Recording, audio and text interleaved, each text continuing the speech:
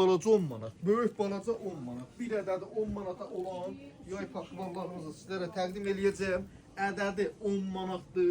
Sırıq çox mükəmməl, iki üzlü, rahat şəkildə paltar yuyan maşınında yuyulan, çox gözəl, təki də var, taxtı da var.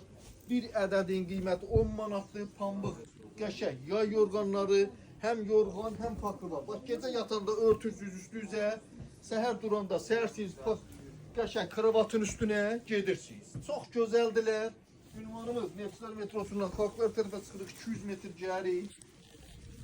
Yolun solunda minimalın tam stol ikinci mərtəbəsi. Tekstilum cehizlikdir. Zəfər xalça ilə yan-yanadır.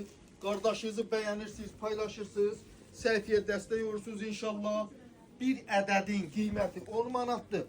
Ünvanı tapmasaz, WhatsAppda yazın və yaxud da denəyin konum ataq. Çox gözəldilər, pambıqdılar. Yəni sırıq sökülmür, xarab olmur. Paltar yuvanda da rahat şəkildə yuyulur, can qutarandır. Bir siz nətər? Yatdın, durdun, sərdin kravatın üstünə çıxdın, getdin işi gücüyü də alacaq. Yəni özünü yormursan. Kişiyə də heçləndin, çırp yerə.